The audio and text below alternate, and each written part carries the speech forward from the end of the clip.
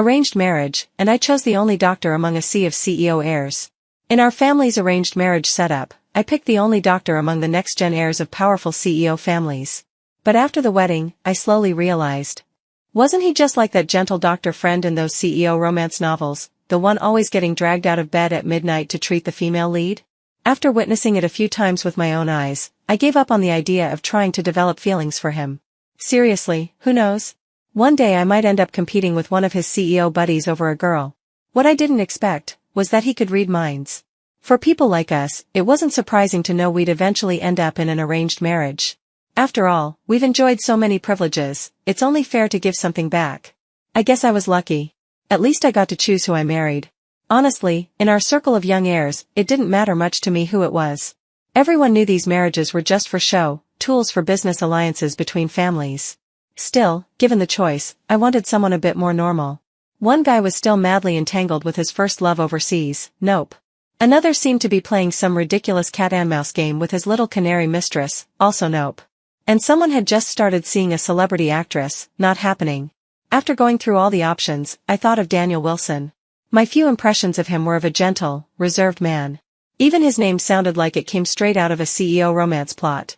And yet, he was the only one in the bunch who wasn't actually a CEO. Daniel Wilson was a doctor. A real one, who got into the country's top medical school on his own. He did his bachelor's, master's, and PhD all in one go. The textbook definition of a straight-A student. He even looked exactly like how you'd imagine a doctor to look, calm, polite, clean-cut. Every time I saw him, he was in a white or light-colored suit, giving off a soft glow from the doctor filter. He always seemed gentle, like he carried an innate sense of compassion. Our marriage was settled quickly. The parents met and hit it off immediately. When they asked Daniel Wilson, he apparently agreed right away. So, in less than a month, I went from single since birth to a married woman. From the day we got married, I moved into the apartment he had bought for us. The decor was in beige tones, very much his style. That day, Daniel Wilson gave me a quick tour, then led me to the master bedroom door. His voice was calm and warm. Even though this is an arranged marriage, I don't want our relationship to be just for show. I hope we can take our time, get to know each other, and build something real. Then he pointed to the guest room across the hall. I'll stay there for now, so you don't have to feel pressured. We'll move forward only when we both feel ready. I won't force you. I closed the bedroom door behind me and sat down. Honestly, he was better than I'd expected. After all, even though I'd never heard any scandalous rumors about him, most of his friends were textbook domineering CEOs, each one with a kept canary or some messy love affair. Birds of a feather flock together, right? Even though he seemed different from the others, I didn't expect anything more than polite coexistence. As long as no drama ended up at my doorstep, I wouldn't care about his private life. 2 months passed just like that. One night, after a shower, I lay in bed staring at a ridiculously revealing slip dress lying next to me. Suddenly, my heart started racing. God, Daniel Wilson might be a gentleman with no such intentions, but I'm not a saint. I've been single for over 20 years, barely even held a guy's hand, and now I've got this legal, gorgeous husband right here in the house. Why should I keep living like some monk? Besides, after spending all this time with him, every day at 6 p.m. sharp, he comes home. We have warm, quiet dinners. On holidays, we go for walks, browse stores, do normal couple stuff. He waits while I get my nails done, even sits through my hair appointments. He snuggles with me on the couch watching cheesy soap operas. I had to admit, I was starting to fall for him. One day, I was out shopping with friends when I looked at the time, 5:30 p.m. And out of nowhere, the thought hit me, I should go home. I froze. And then that simple thought turned into a complicated wave of emotion. I realized I'd come to see this place, his place, as home. I'd developed an unexpected sense of belonging to this apartment. To Daniel Wilson. I thought I'd become numb to all this after seeing so many messy relationships in our circle. Including my own parents' constant chaos. One minute it's a mistress at the door, the next, a child being brought home to meet his real father. I figured I'd long stopped believing in love or family. But the slow, steady rhythm of life had quietly worked its magic. Thinking about the time spent with Daniel Wilson, and everything I'd come to learn about his character, I felt a strange urge to take a chance. Maybe it was worth trying. Maybe love could turn out okay. His parents, after all, were one of the few loving couples in our social circle. They raised Daniel Wilson well. Surely, I could trust him, right? And if I was wrong, well, maybe this was just one of those things you had to experience for yourself. I changed into a black lace slip dress, crept quietly to Daniel Wilson's room, posed at the most flattering angle I'd learned online, and gently raised my hand to knock on his door. When the door opened, Daniel Wilson clearly froze. He looked around awkwardly, seemingly searching for something to cover me with, but gave up after failing to find anything. Our eyes met a few times. His gaze gradually darkened, and finally, he asked in a low voice, "Anna, are you sure about this?" When I nodded, he picked me up. The dim room was lit only by a single warm bedside lamp. I felt like my entire body was heating up, my brain turning to mush. Turning my head slightly, I saw the pristine white bed sheets. And all of a sudden, an utterly inappropriate thought popped into my head: these sheets are so white, they must be a pain to wash. But I never got the chance to test that theory. Just as Daniel Wilson loosened his tie, his phone rang. He took a few deep breaths, his warm breath brushing my ear, then propped himself up with one hand and reached for his phone on the nightstand. "Young Master Wilson, CEO Smith drank way too much. He's in terrible pain. Could you come take a look?" The voice on the other end was anxious, a young man, vaguely familiar. Probably someone I'd heard before hovering around one of those CEOs. Daniel Wilson went silent for a moment. When he finally spoke, his voice was hoarse. "I understand. I'll be there soon." That snapped me out of my daze. I grabbed at his half-removed shirt, my voice trembling with emotion I couldn't name. "No. Don't go." Daniel looked me in the eye. Then lowered his head and spoke gently, coaxingly, "Be good. I just need to check on him." Watching him get dressed and prepare to leave, I fumed silently, glaring at his back and cursing in my head. "Be good, I'll go check on him, ha. Who knows if it's a real brother or some secret lover you're going to check on." He paused mid-movement, glancing back at me with a complicated expression. "What is it?" I asked. He shook his head, then continued changing clothes. And I went right back to grumbling in my mind. "Go ahead, you're the hero here. Ambulances? Hospitals? Totally useless. Only you have the magic touch. Only Daniel Wilson can save the day." After I mentally finished my rant, I felt oddly at peace. But just as he was leaving, I noticed him stumble slightly at the door. Must have been my imagination. He was famous in our circle for being calm, collected. The kind of man who never lost composure, no matter what happened. As the door closed, he left me with one final sentence: "Anna, I'll be back soon." I don't know when I fell asleep. I only remember that he still hadn't come back. When I woke up, he was lying next to me, already changed back into the pajamas he'd worn the night before. Seeing that just made me even more annoyed. Seriously? Even in that exact moment, he still managed to get fully dressed and walk out the door? I clearly remembered the heat radiating from his body when he reached over me for the phone. I bit down angrily on a piece of toast.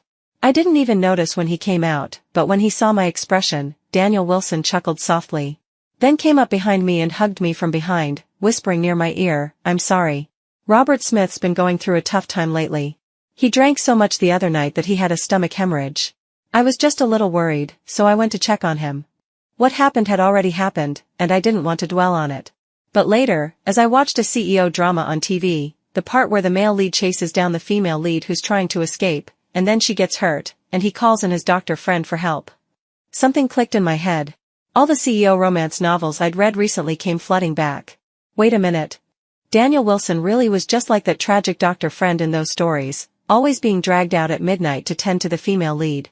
All the signs were there, the endless CEOs around us, the gastric bleeding, the urgent calls in the middle of the night. I imagined him being summoned by this CEO today, that CEO tomorrow, used like a tool, pitiful and exhausted, like a scrawny little pup. I couldn't help but laugh. That night, I didn't make a move. But Daniel Wilson came knocking on my bedroom door. His hair was clearly styled, and he even had a hint of cologne on him. His smiling eyes lingered on me, lips curved into a soft grin. "Can I stay here tonight?" I raised an eyebrow.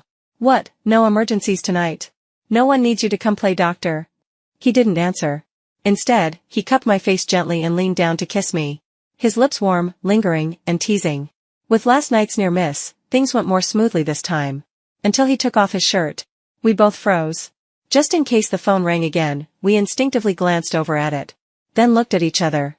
And almost burst out laughing. He leaned close to me, voice filled with amusement he couldn't quite hide.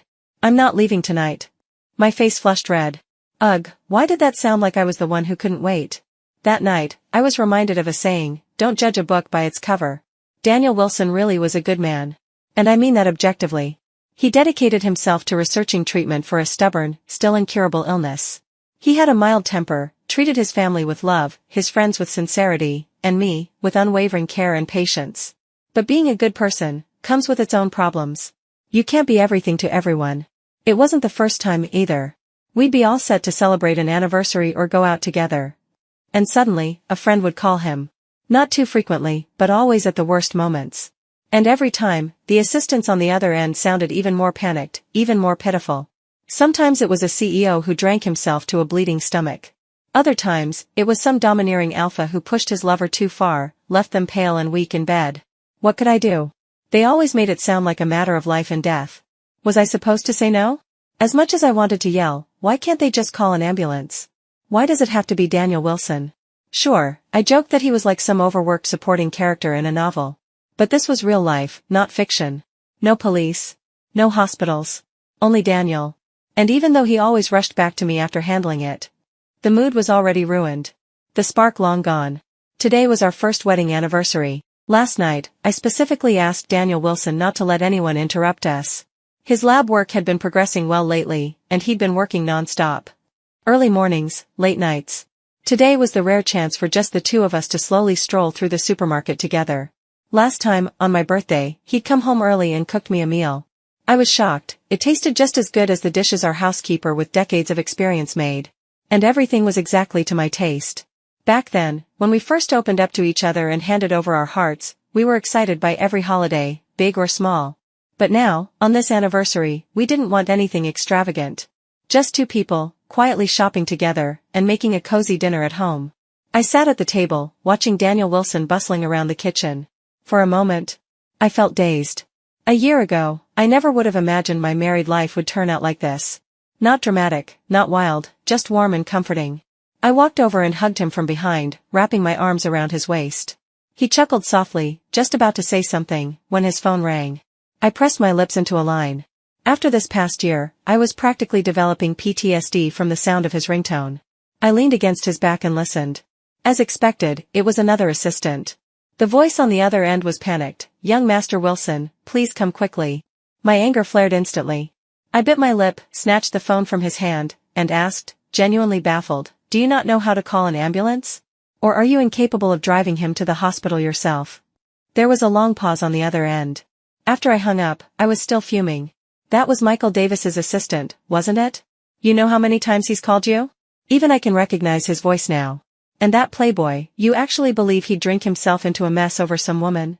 Daniel Wilson frowned, hesitating. "I did hear he's really into someone lately." "Oh, please. If we lined up all the women he's really liked over the years, we'd need a tour bus." I clenched my jaw, biting my lip again. "Anyway, if you go now, then let's not talk about feelings anymore. Clearly, your bros matter most to you. Why not just marry one of them?" But, he still left. Even though he tried to gently coax me, "I'll just take a quick look, Anna. One episode of your drama, and I'll be back. Okay?"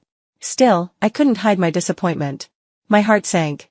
Compared to those passionate, all-consuming love stories, our relationship had been way too smooth, peaceful, even. My only complaint?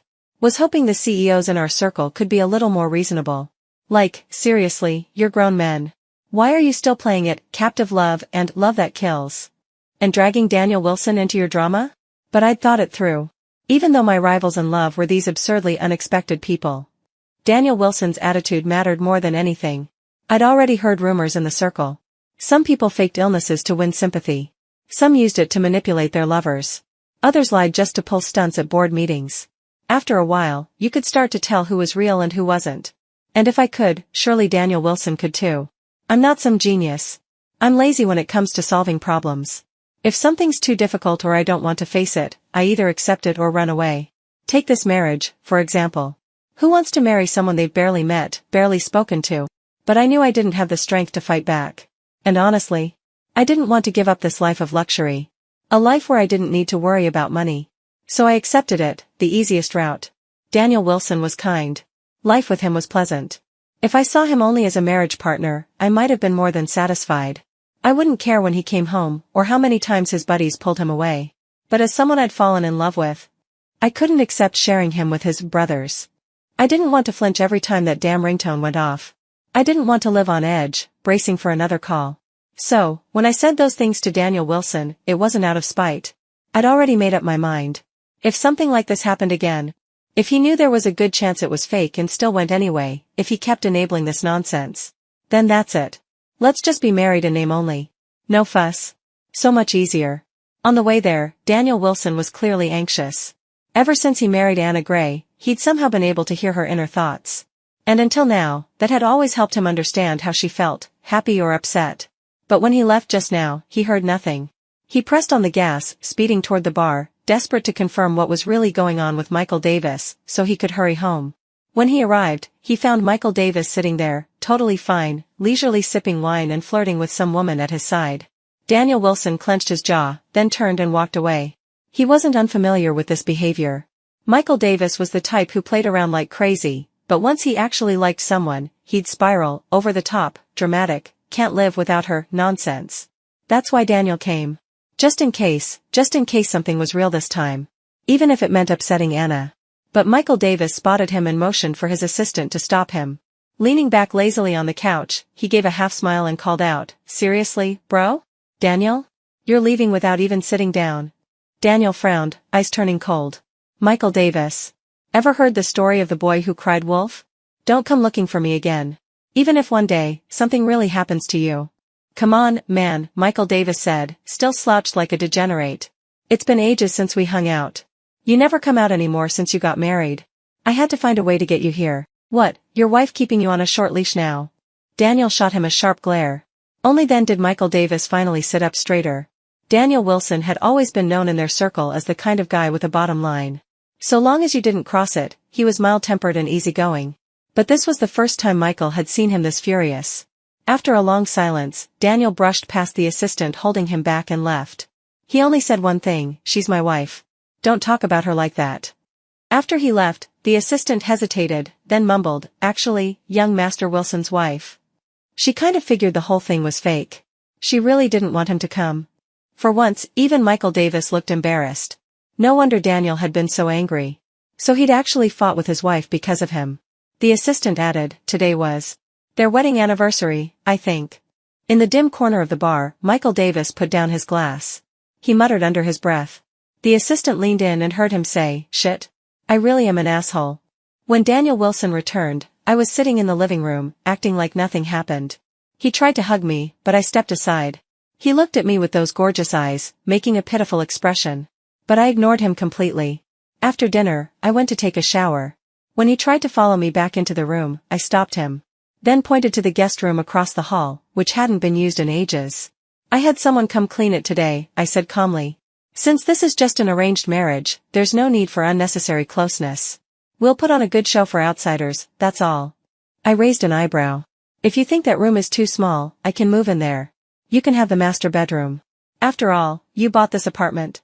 And with that, I closed the door, locking him out, unable to see his expression. Because I was afraid.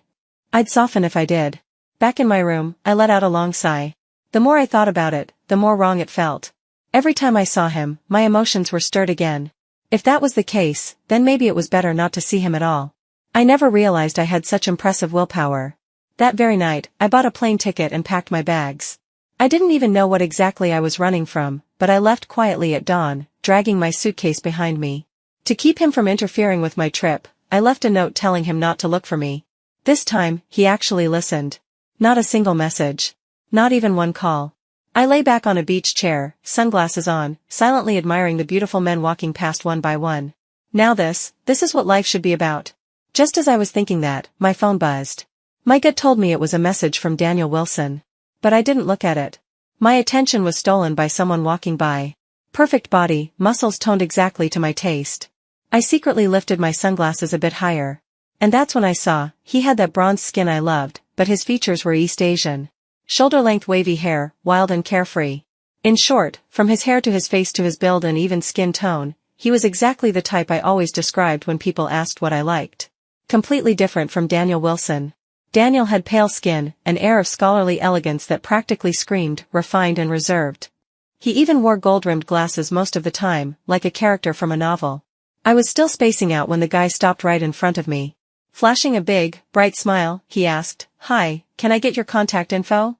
I jumped. He was speaking fluent Mandarin, completely accent-free. His skin tone didn't look like a tanning job either, more like he was born with it. I thought he might be a mixed-race kid raised abroad, so I assumed he'd have some kind of accent. I turned him down. Besides the initial surprise, I didn't feel anything. And let's not forget, I was still married. After he left, I remembered to check my phone. One lonely message from 10 minutes ago, having fun? I let out a breath. Typed. Deleted. Typed again.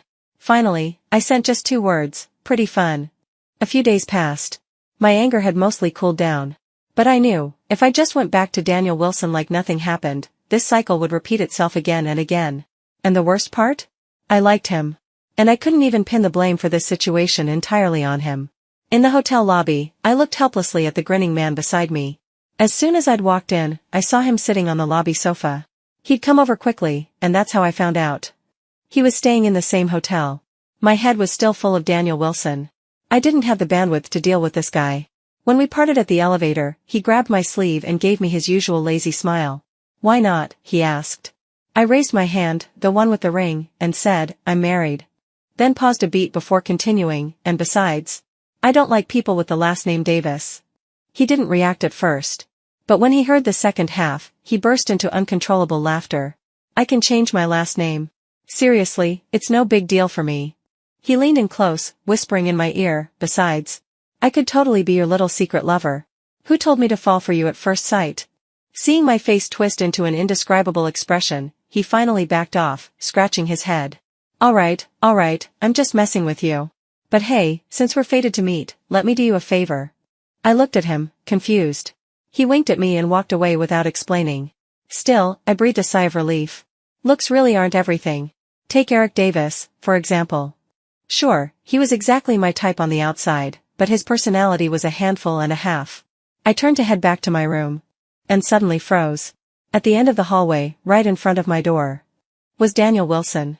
He'd been watching the whole time. That's when I realized what Eric Davis meant when he said he'd help me. I don't know why, but even though I hadn't done anything wrong, even though I'd clearly rejected Eric Davis, seeing Daniel Wilson there still made me feel oddly guilty. How did you find me? I asked. Daniel's voice was as gentle as always. We're logged into the same account on our travel app. I saw it. Oh. Behind me, I felt a sudden warmth.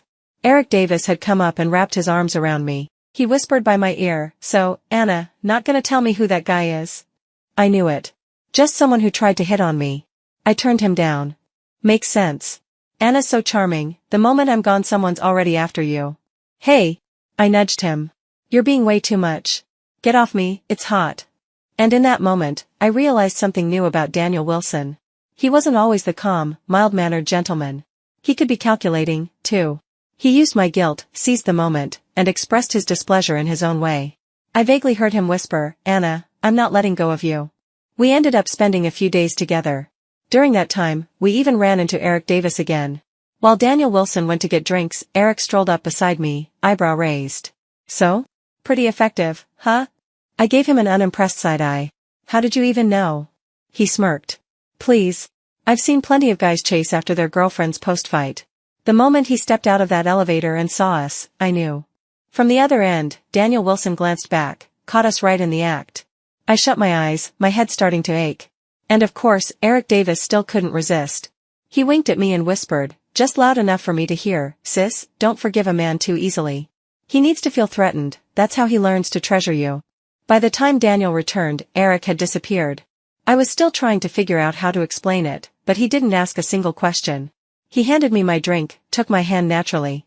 Aren't you curious? I asked. It's fine, he said gently. As long as I know there's no one else in your heart. That easy? His confidence caught me off guard. So I decided to tease him. How do you know there's no one else in my heart?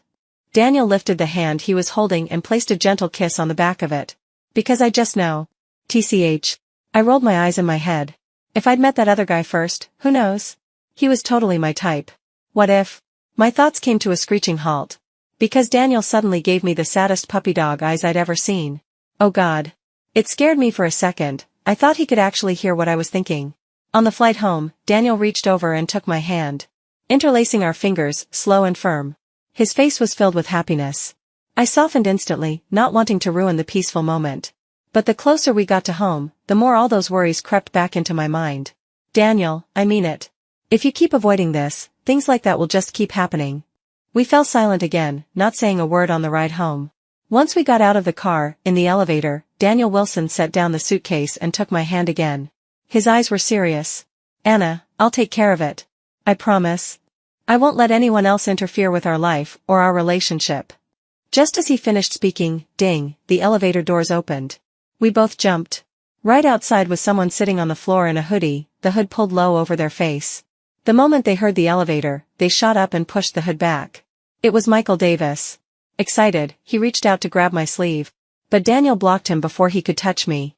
Awkwardly, Michael let his hand fall and said sincerely, "Sis-in-law, I'm here to apologize. I was just messing around back then. I didn't expect it to ruin your anniversary." He raised 4 fingers, swearing solemnly, "These past few days I heard bro Daniel flew abroad to find you, and I felt terrible. So I had to come say sorry in person." Then he offered to cook us a big dinner as compensation.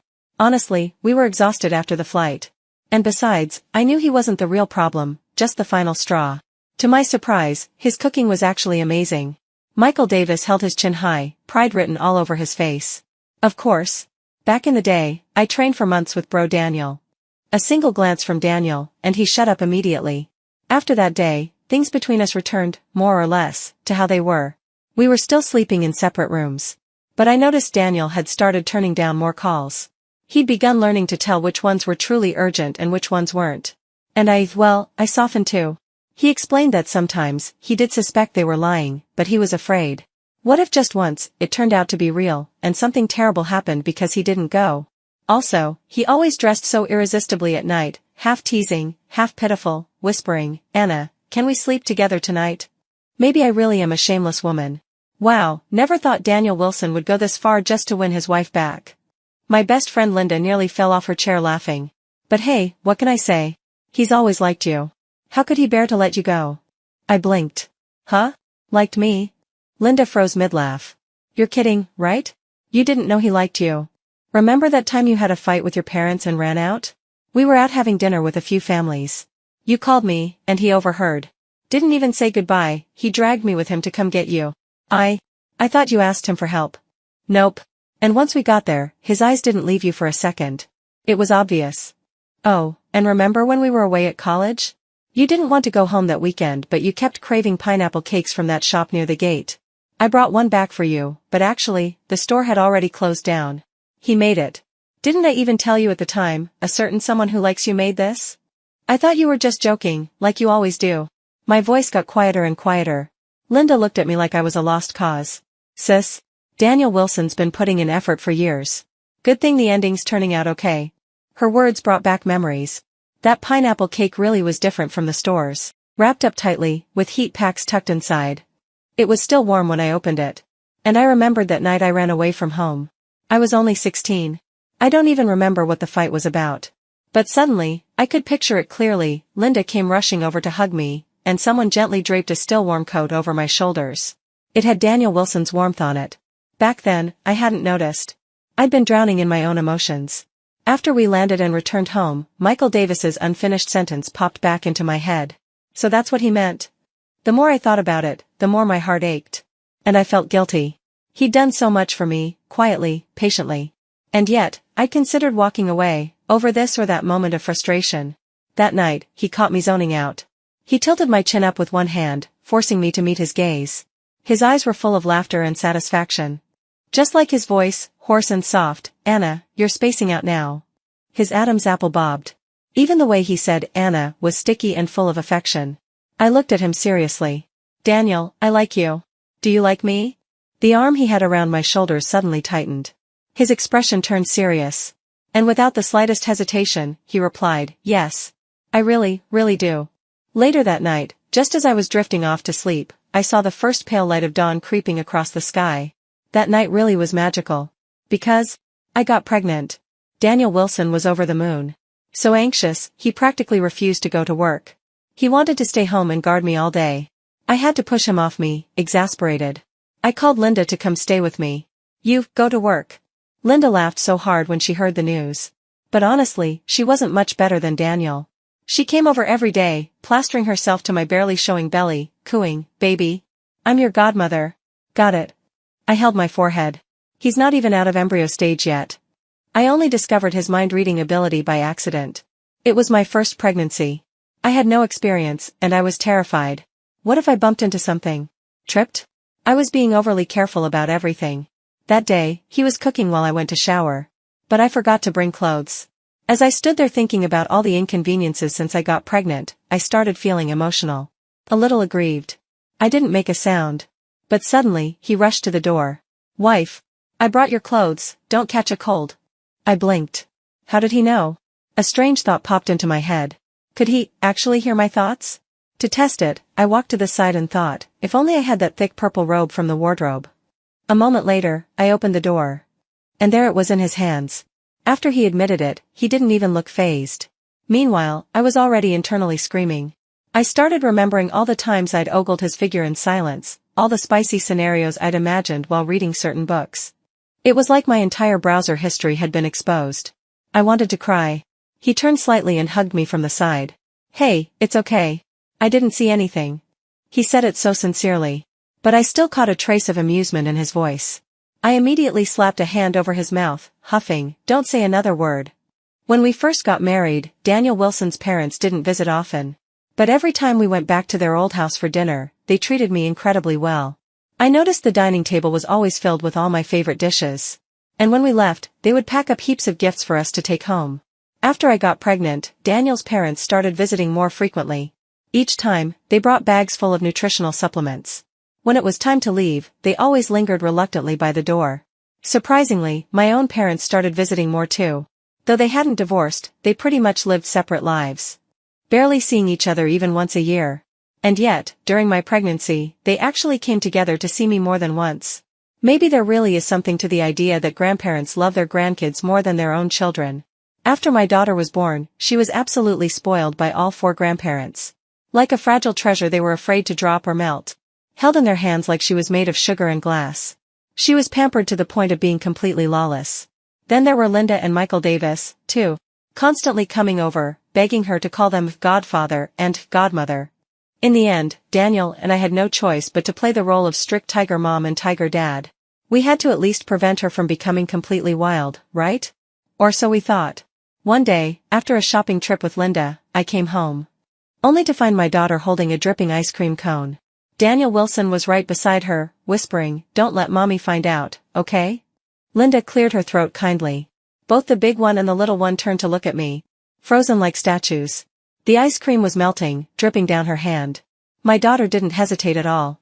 She pointed right at Daniel and sold him out without a second thought. "Mommy, Daddy gave it to me."